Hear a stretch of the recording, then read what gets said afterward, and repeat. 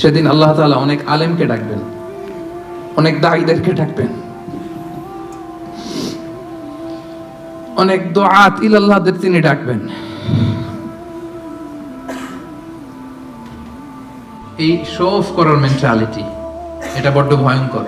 লৌকিকতা, লোক দেখানো মানসিকতা, এবং সোশ্যাল মিডিয়ার কারণে এই ব্যাপারটা আরো ভয়ঙ্কর হয়ে গিয়েছে। নানা কারণে ভালো কাজগুলো শেয়ার করতে হয়, বিভিন্ন ইভেন্ট শেয়ার করতে হয়, কিন্তু জায়গাটা বড্ড পিচ্ছিল। যদি আল্লাহকে দেখাতে না চেয়ে মানুষকে দেখাতে চাওয়া হয়, ওটা আল্লাহ কবুল করে না।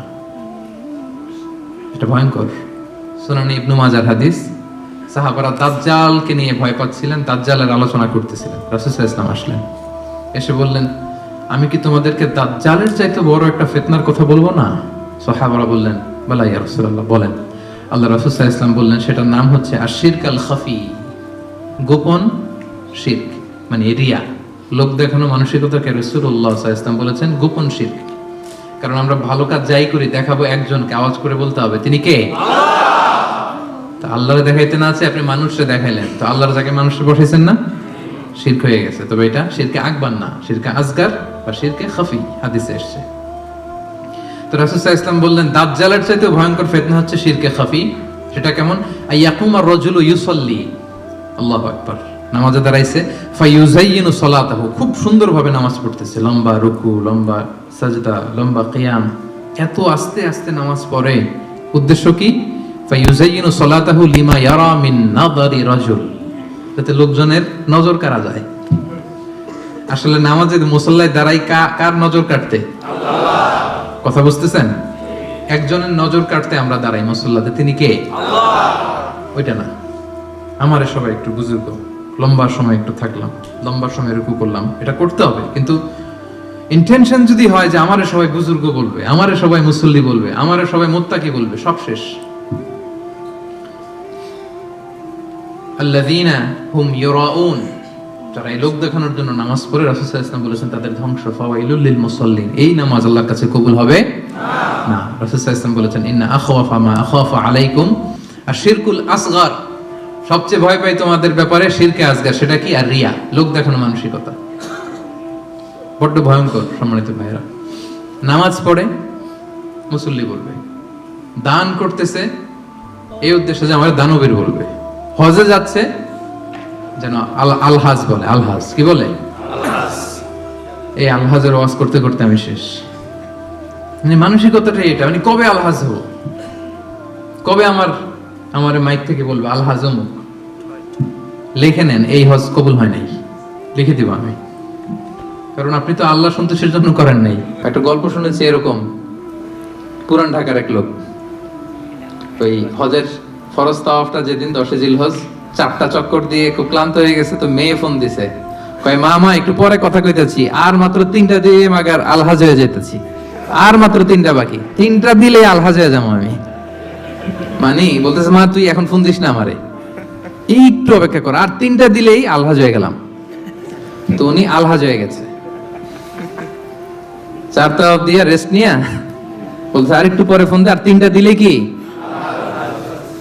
এই যে আলহাজ। আরেকটা গল্প শুনেছি এরকম, হজ করে এসে এলাকার দোকানে বাকি খায়, তো যে বলতেছে এই বাকি খাতাটা বের করতো, টালি খাতাটা বের করছে, তো দোকানদার বেচারা মহা খুশি, ভাবছে মনে হজ করে আসছে, আর এই দেনা পাওনা ঋণ টিন মনে হয় আর রাখতে চায় না। তো সে বলছে কলম নাই তোর দোকানে? কাজ। তো টালি খাতা নিয়ে ওর নাম ধরেন যে সদরউদ্দিন, তো সদরউদ্দিনের আগে বানান করে লিখতেছে আলহাজ। আলহাজ লেখে টালি খাতা দিয়ে আবার চলে গেছে। দোকানদার বেচারা তো বেগু, কি ঘটনা কি? আমি বললাম হস্টেস করে আসছে আর দানা পাওনা ঋণ এইসবগুলো রাখতে চায় না, খালেস মনে হয়ে গেছে। তো ও দোকানে টালি খাতা বের করছে যে ওই জায়গায়ও যে আমার নামটা আছে ওইটাও আলখাস থাকতে হবে, লিখে দিলাম, এই হজ কবুল হয় নাকি। আর রিয়া, লোক দেখানো মানসিকতা। এবং রাসূলুল্লাহ সাল্লাল্লাহু আলাইহি সাল্লাম একটা ভয়ঙ্কর হাদিস বলেছেন, এই হাদিসটা যতবার পড়ি থরথর করে আত্মাটা কাঁপে। কিয়ামতের দিন আল্লাহ তাআলা অনেক শহীদকে বলবেন তুমি জাহান্নামে যাবে। সে বলবে আল্লাহ আমি জাহান্নামে যাব, আমি তো রক্ত দিয়েছি তোমার জন্য, লিইলাই কালিমাতিল্লাহ,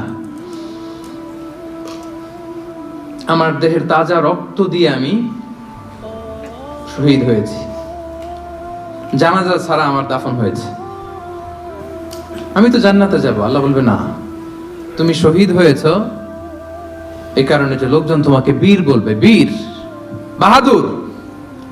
তো দুনিয়াতে তো তোমারে বাহাদুর বলছে, তো তোমারে বিশাল যোদ্ধা ছিল, বাহাদুর ছিল, খেতাব তো তুমি পেয়েছো, আমার কাছে কিচ্ছু নেই, জাহান্নামে যাও, go to the hell fire. অনেক দানশীলকে আল্লাহ বলবে জাহান্নামে যাও, সে বলবে আল্লাহ আমি জাহান্নামে যাব, আমি তো মসজিদ, মাদ্রাসা, এতিমখানা, বৃদ্ধাশ্রম এমন কিছু নাই যে বাকি রাখছি, শত শত মসজিদ আমি করেছি, আমি কেন জাহান্নামে যাব?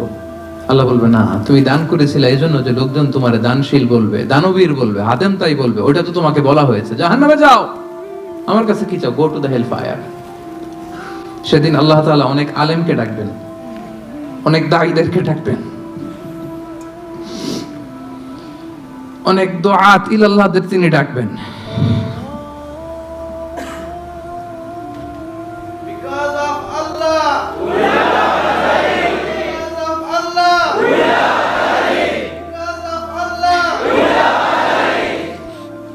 সেদিন অনেক দুআত ইলাল্লাহদেরকে ডেকে আল্লাহ বলবেন যে তুমিও জাহান্নামে যাবে। সে বলবে আল্লাহ কেন? আমি মানুষকে কোরআন শিখিয়েছি, আমি মানুষকে হাদিস শিখিয়েছি, আমার কথা শুনে অনেক নামাজ ধরেছে, আমার কথা শুনে অনেকে দাড়ি রেখেছে, আগে সুদ খেত, আমার কথা শুনে সুদ বন্ধ করেছে, আমার কথা শুনে তো আল্লাহ এরা নামাজি হয়ে গিয়েছে। দ্য এন্টায়ার সোসাইটি সুদ বন্ধ করেছে, নামাজ ধরেছে, তারা ফরজ যাকাত দিত, আল্লাহ আমি কেন জাহান্নামে যাব? আল্লাহ বলবেন তুমি এই দাওয়াতি কাজ করেছো, লোকজন তোমাকে বড় আলেম বলবে, লোকজন তোমাকে বড় সেলিব্রিটি বলবে, লোকজন তোমার নামে তাকবীর দিবে, তোমাকে বড় আলেম বলবে, বড় দাঈ বলবে। এটা তো বলা হতো তোমাকে দুনিয়াতে, আল্লামা বলে ডাকা হতো তোমাকে, বাহরুল উলুম বলা হতো তোমাকে, জ্ঞানের সাগর, অনেক বড় দাঈ, অনেক বড় সেলিব্রিটি তোমাকে বলা হতো এই দুনিয়াতে। তো যা চেয়েছো তা তো পেয়েছো, আমার কাছে কি চাও? আমার কাছে তোমার জন্য কিছু নাই, go to the hell fire, তুমিও জাহান্নামে যাও। আল্লাহ ওইরকম আলেম হওয়া থেকে আমাদেরকে তুমি বাঁচাও, ওইরকম দাঈ হওয়া থেকে তুমি আমাদেরকে বাঁচাও। আল্লাহ লোক দেখানো মানসিকতা, এই শো অফ থেকে আল্লাহ তুমি আমাদেরকে হেফাজত করো। তাহলে 4 নম্বর যে রোগ আমরা চিনে ফেলছি না, এটার নাম কি? রিয়া। নামাজ পড়তেছি, মানুষ আমারে বড় মুসল্লি বলে, হজ করে আসছি যেন আমার নামের আগে আলহাজ লাগায়, যাকাত দিচ্ছি, যাকাতের শাড়ি লুঙ্গি দানবীর শিল্পপতি এটা যেন বলে, জিহাদের ময়দানে গিয়েছি, ইসলামের জন্য মিছিল দিচ্ছি, যাতে মিডিয়াতে আমাকে সবার আগে দেখা যায়। আল্লাহ বলবে go to the hell fire, জাহান্নামে যাও। এগুলো একটাও আমার জন্য করো নাই, তুমি যা চেয়েছিলে দুনিয়াতে তুমি সেটা পেয়েছো, আমার কাছে কি চাও? কিচ্ছু নাই আমার কাছে তোমার জন্য, যাও। আল্লাহ এরকম দানশীল হওয়া থেকে, এরকম আলেম হওয়া থেকে, এরকম বীরত্ব দেখানো থেকে আল্লাহ তুমি আমাদেরকে হেফাজত করো। আল্লাহ রিয়া থেকে আমাদের এই কলবটাকে তুমি মুক্ত করো। আল্লাহ আমরা যা করব কেবলমাত্র শুধুমাত্র তোমার সন্তুষ্টির জন্য, তোমাকে দেখানোর জন্য যেন করতে পারে। আল্লাহ তুমি তৌফিক দান করো।